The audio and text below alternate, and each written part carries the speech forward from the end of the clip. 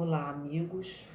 É com alegria que estamos de volta a mais um encontro virtual da Associação Espírita Nosso Lar.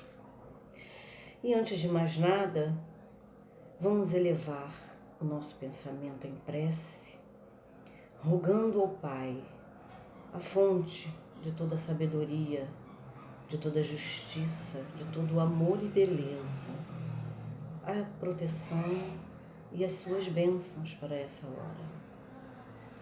Que Ele permita, Senhor, a presença dos Teus benfeitores espirituais nesse nosso encontro, ajudando-nos a entender, apreender e praticar todo o Evangelho do Mestre Jesus. Obrigado pela oportunidade, que assim seja. Bom, meus irmãos, nós vamos ler para a nossa reflexão a página do livro Palavras de Vida Eterna, de nosso benfeitor espiritual Emmanuel. E Emmanuel, nessa obra, como em outras obras também de autoria de Emmanuel, que foram todas ditadas ao médium Chico Xavier, Emmanuel começa a sua mensagem citando um versículo de um dos evangelhos ou de uma das cartas de Paulo, para em seguida tecer comentários a respeito, auxiliando-nos na reflexão e no aprendizado que aquela mensagem evangélica queria nos trazer. E a página de hoje tem título Na Conquista da Liberdade. Porque vós, irmãos, fostes chamados à liberdade, porém, não useis da liberdade para dar ocasião à carne. Sede antes servos uns dos outros pelo amor. São palavras de Paulo em sua carta aos Gálatas, e este é o versículo 13 do capítulo 5 desta página. E em seguida, Emmanuel vai tecer os seus comentários. A mente humana, antes do contato com o Cristo, o divino libertador, padecia milenárias algemas de servidão. Era o cativeiro da violência, convertendo o mundo em arena de senhores e escravos. Era o grilhão implacável do ódio, garantindo impunidade aos crimes de raça. Era a treva da ignorância, aprisionando a inteligência nas teias do vício dourado. Era a obsessão da guerra permanente, encarcerando os povos em torrentes de sangue e lama. Cristo veio, porém, e conquistando a libertação espiritual do mundo, a preço de sacrifício, descerra novos horizontes à humanidade. Da manjedoura à cruz, movimenta-se o amigo divino, reintegrando o homem na posse da simplicidade, do equilíbrio, da esperança, da alegria, da vida eterna, que constituem fatores essenciais da justa libertação do espírito.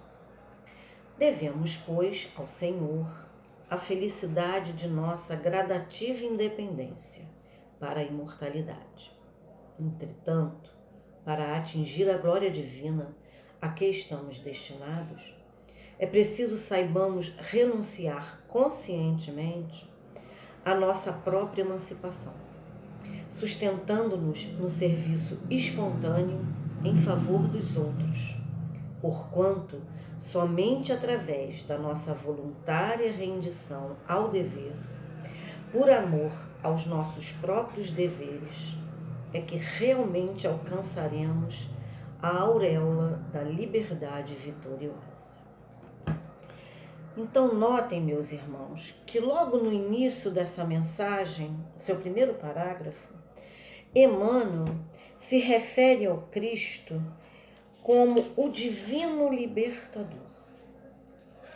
E que antes da chegada do Mestre, éramos escravos da violência. do ódio, da ignorância, da guerra. Cristo veio para conquistar a libertação espiritual do mundo. Jesus nos ensina, através dos seus exemplos, que a simplicidade, o equilíbrio, a esperança, a alegria, a certeza da vida eterna são fatores essenciais para a justa libertação do espírito.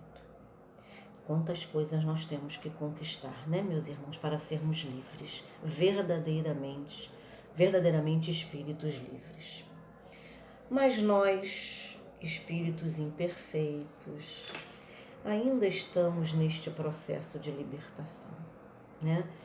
É como eu falei agora há pouco, né? Nós ainda precisamos conquistar todas essas coisas. Estamos no processo, né?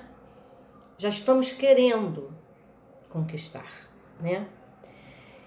E eu me lembrei que Kardec, em Livro dos Espíritos, ele pontua que a liberdade é uma lei de Deus. E ele aí vai fazer vários questionamentos aos benfeitores espirituais a esse respeito. Lá na terceira parte de O Livro dos Espíritos, intitulada As Leis Divinas, né, Morais, Kardec pergunta aos espíritos se ele pode dividir as leis morais em 10, para que fosse mais fácil para nós entendermos. E os espíritos aprovam essa ideia de Kardec, e Kardec então vai estudar 10 leis morais. Uma delas é a liberdade. E Kardec, nos seus questionamentos, os espíritos o respondem, nos esclarecendo que não existe liberdade absoluta, mas relativa. E aí eu tirei do próprio Livro dos Espíritos a resposta, o ensinamento dos benfeitores. Porque todos precisamos uns dos outros, tanto os pequenos quanto os grandes. E que o limite da liberdade individual está restrito à liberdade do outro. Desde que 2 homens estejam juntos, há entre eles direitos a serem respeitados. E, portanto, nenhum deles gozará de liberdade absoluta. E nesse momento que a gente vive a pandemia, eu me lembrei do uso da máscara, né? Que muitas pessoas não querem usar, né? Então, a liberdade de usar ou não a máscara. Temos essa liberdade? Temos.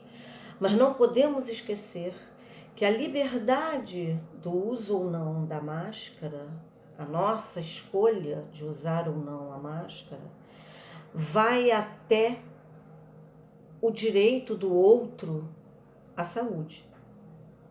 Porque as autoridades médicas, os profissionais da saúde, eles todos, é uma unanimidade o uso o conselho do uso da máscara, né?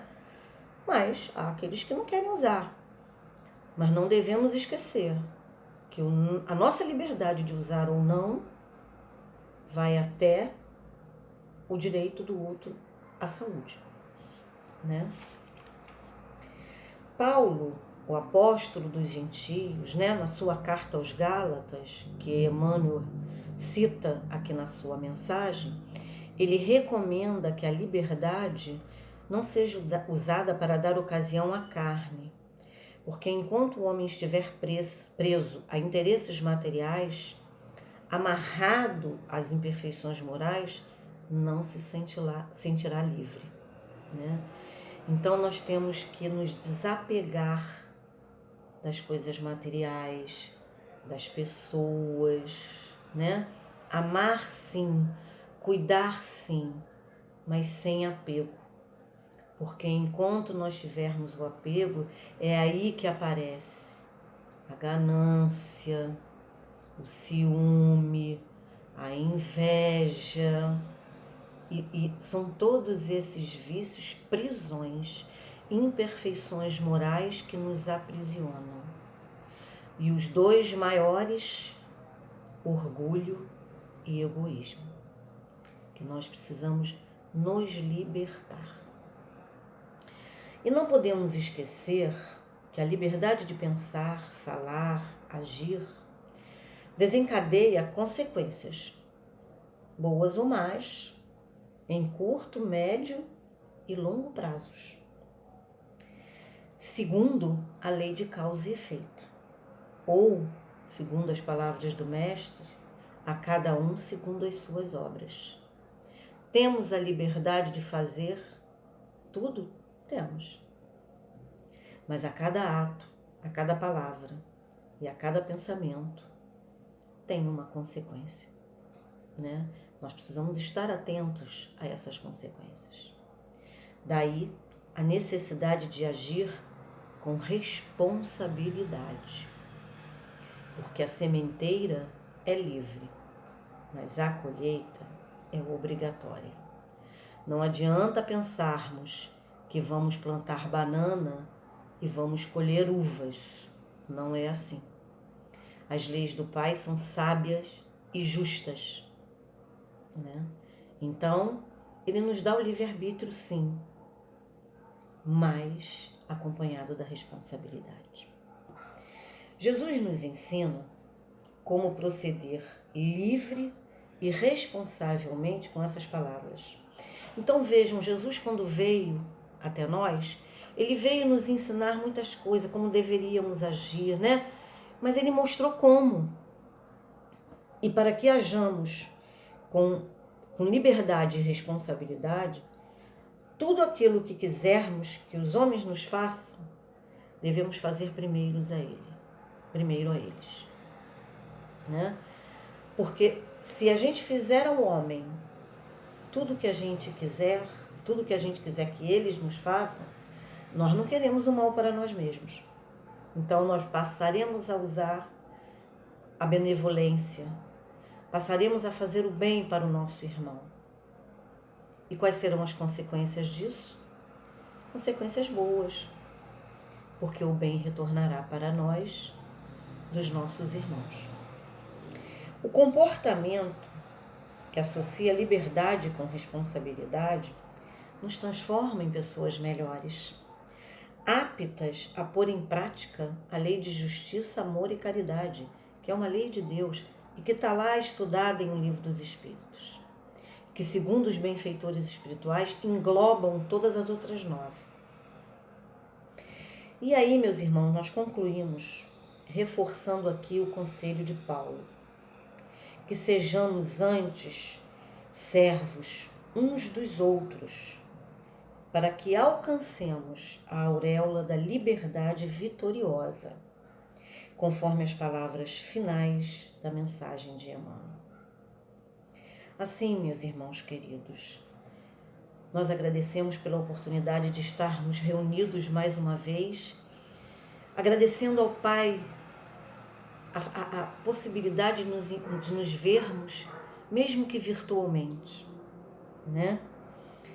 Agradeço também pela atenção, rogando ao Mestre Jesus que nos mantenha em seu amor e nos conduza hoje e sempre. Que assim seja.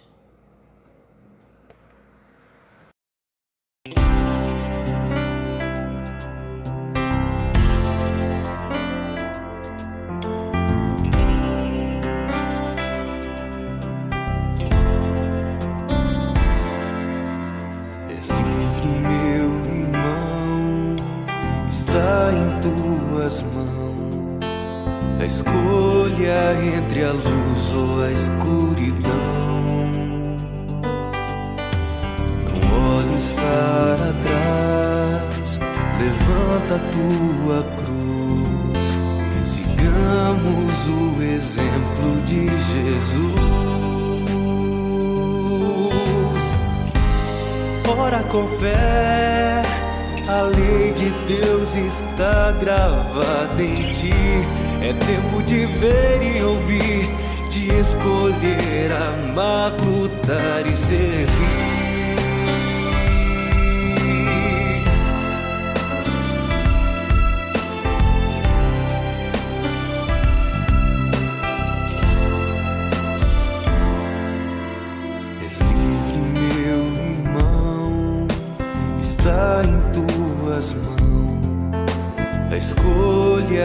entre a luz ou a escuridão.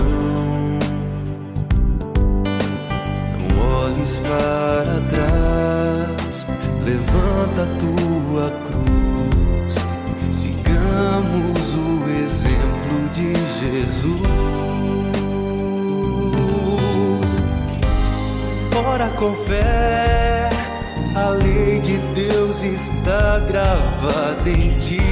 É tempo de ver e ouvir, de escolher, amar, lutar e servir.